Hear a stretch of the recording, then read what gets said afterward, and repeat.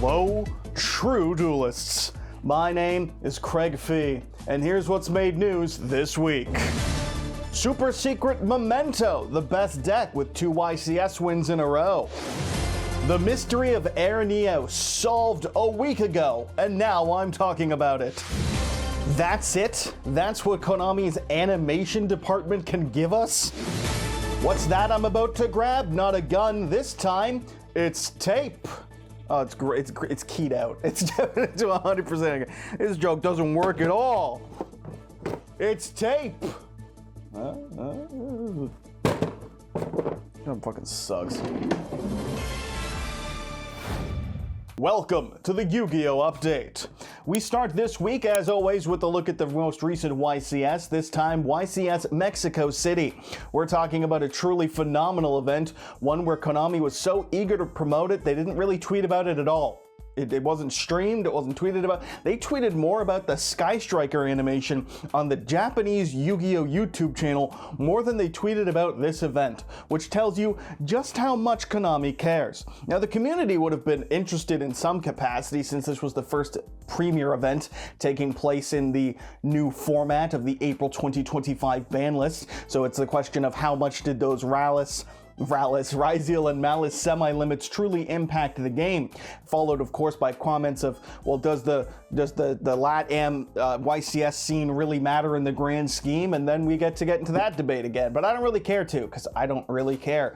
The fact I can tell you is Malice was the most represented deck at the top cut this time around, beating out Ryzeal alongside things like Blue Eyes. Now again, that might be due to the availability of cards in some capacity, and it might be the fact that Blue Eyes is just a really popular deck. A lot of talk about how that deck is super secret, not good at all, but everyone's playing it because it's cheap and it came with a lot of hand traps and it got the structure deck treatment, so maybe it's being artificially inflated by popularity. Who knows? Not me. I'm the least qualified person to be able to tell you. The only thing I can tell you is that some 1,400 players went to this event and it was won out by a deck named...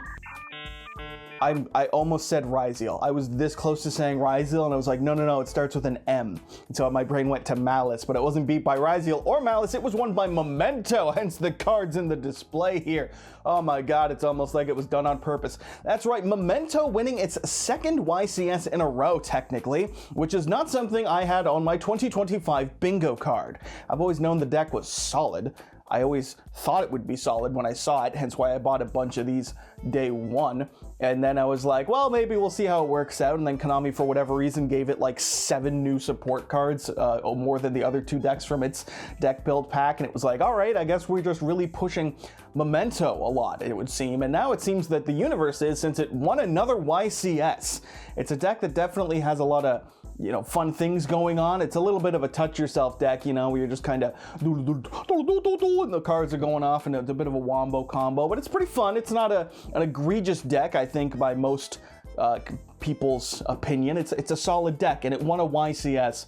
And now for a hard cut, as I definitely did not have to re-Google the name of the person who won this event. Renee Epigmenio Ibartrapo. Yeah, nailed it. Totally me that said that one.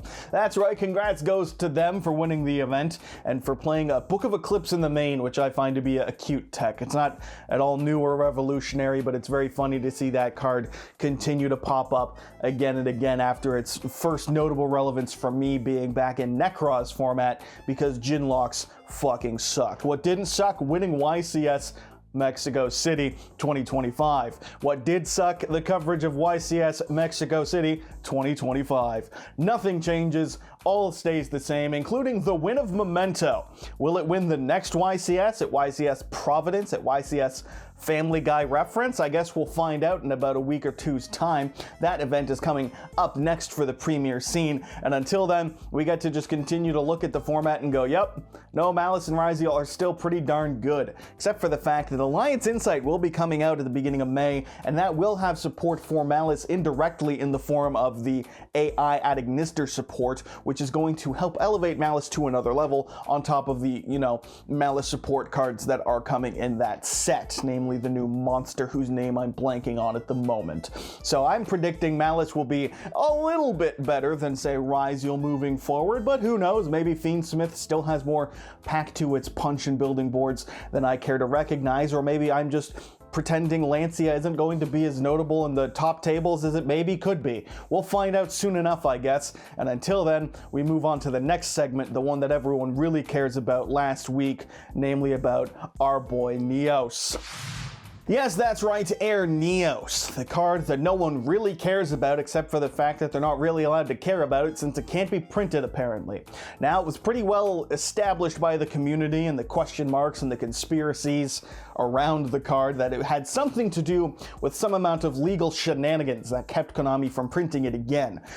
You've probably seen 1,000 different videos, takes, and opinions on it at this point, but just to rip from the MBT video of the two examples he used, there was the Air Neos, the like airplane line Neos Air that apparently some people thought through a cease and desist because airplanes and Air Neos and Air Neos. There was the belief that Kazuka Takehashi was the one who drew the card itself and wanted to keep the card more close to his person and not be redistributed or whatever. All sorts of things relying on legal shenanigans, and as it turns out, legal shenanigans were exactly at play. It's just not for something you were aware of existing like the creator of Yu-Gi-Oh! Or an airline. Instead, it's for a superhero, RAVEDACTYL. That's an independent comic book character designed by Greg Wyke. Now, that's not to be confused with Craig White, which is me and my name and my physical appearance as this glowing white hand sits in front of my face. But no, it's an independent comic creator who ultimately took Konami to court over the belief that Air Neos was infringing on their character's design due to Takahashi being in the Comic-Con at the same time as RAVEDACTYL. There's a lot of shenanigans going on here. There's a lot of foo-foo nonsense, as the kids might say. But the long short of it is that there was a lawsuit demanding money or asking for money, and it was settled out of court. So we don't know the exact details of what the agreement or the settlement was. We just know that it resulted in the fact that Air Neos is no longer being printed, acknowledged, and denies to be even reminded of its existence by Konami themselves.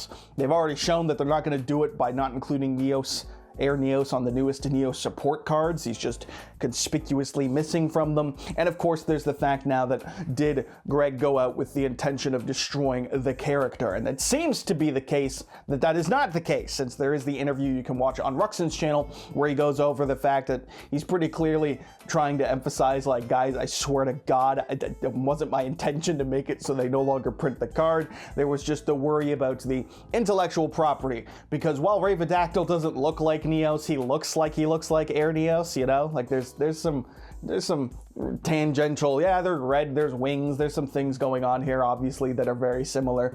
But if a small creator feels that their works are being infringed upon by a large corporate entity, it makes sense to want to stand up for it. And it seems that Konami just took the simplest way out of being like, well, it's one of what's going to be 2 billion cards, who gives a shit? It's not like they've run out of hero cards that they can go ahead and push out alternative to Air Neos. It's just the one guy has to go, apparently. That seems to be the case of it, and that's really all it is. I've been looking into this, and let me tell you, there's really it feels very underwhelming. Like, it's crazy, it's big, because it's finally, we know what happened to Air Neos, but it's kind of just what we all assumed happened to Air Neos. It's just, yeah, there's some legal shenanigans, a lawsuit was involved, and Konami decided or settled or whatever. The decision was made that they're just not going to do Air Neos anymore, and that seems like it's going to be the case moving forward. I feel obligated to, of course, mention, as everyone else has, anal. That's right, I'm not a lawyer. Shoutouts to fucking Reddit for that one, good God. And I don't know what I'm talking about, so of course take everything I say and everything you've heard in regards to this, truth be told, with a grain of salt. When even Yu-Gi-Oh's closest thing we have to a lawyer, Mr. MBT, is the one saying, I'm not a lawyer, I'm not qualified for this either, it's safe to assume nobody knows what they're talking about, least of all fucking Twitter, Reddit, Facebook groups, Zodiac, but no, it's just a bunch of idiots fuck, you can pull that to the whole Yu-Gi-Oh community. Just a bunch of fucking idiots, you know? God, I love them, but I'm not going to take them too seriously. Of course, don't attack Beyond Comics or Greg or any of the RAVEDACTYL. Instead, demand to see that video he apparently has with Donald Faison from Scrubs, Mr. Turk. Being RAVEDACTYL himself, and David Prowse is apparently about what is that? What is that? That is so violently like 90s 2000s shenanigans. I really want to say fuck the Snyder Cut superhero slop. Give me that, please. I need to find and watch that. It might be really easy, it might be out there already, but if it isn't, that's what I demand, and that's what the community should be demanding as well, because Rush Duel already made the alternative to the Neos cards. We'll get those soon enough, I'm sure. And yeah, that's it. It's pretty wild, I guess. Yep, RAVEDACTYL.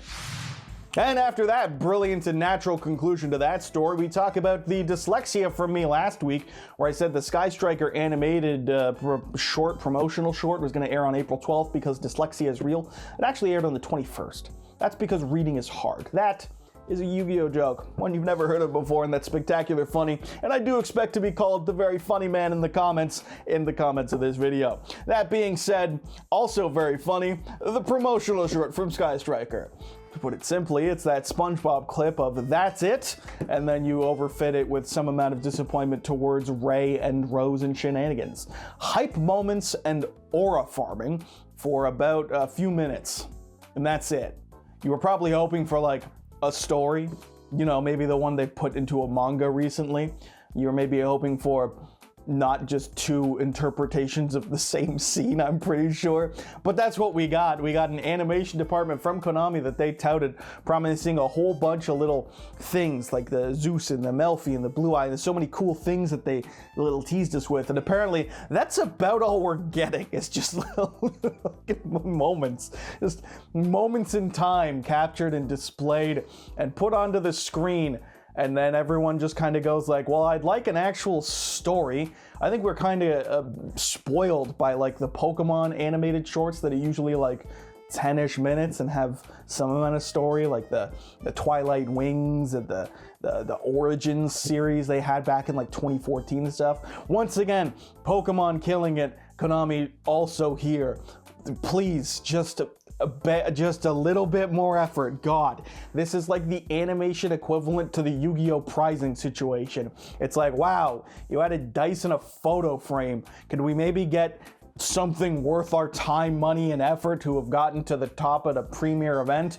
No, fuck you. Watch the few minutes Sky Striker special, watch the aura moments, and then get Poggingtons or whatever to go by the quarter century secret rare ultra dick suck edition special guy mode card art from quarter century Stampede. That's probably what they're doing. That's probably all they've got, because that's all I fucking had to tell you about it. There's no story here. There was no story in the goddamn animated special. There's no story about how there isn't a story in the goddamn animated special. It just fucking happened. That's it. That's all I have for you. That is the entirety of it. Go watch it again if you're a real big fan of aura farming, or watch that scene from Revenge of the Sith, Return of the Sith, the third Star Wars movie. That's the sixth Star Wars movie. The one where Obi-Wan is standing on the like top of the ramp of the ship, just fucking hands on his hips with the robe, right as Anakin goes to force choke Padme. It's like, Obi-Wan, what the fuck are you doing up there? Why are you posted up like that?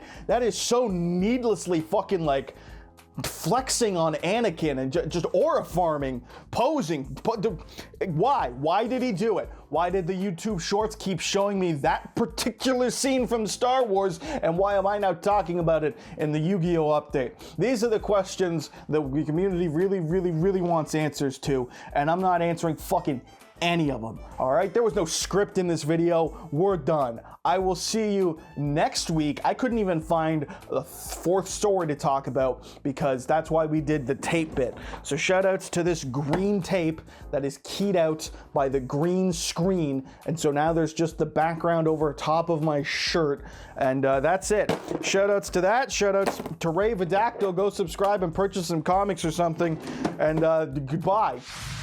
Just kidding, we still have to sign off. The struggles of not following a script you didn't write. That's it for this week. Make sure you like, comment, and subscribe. Not only will you impress your smoking Italian wife, but you'll become a true duelist, and you might just become a really cool guy. Who knows? Not me. I don't know shit. Goodbye, true duelists, gamers, and friends. I will see you in the next one.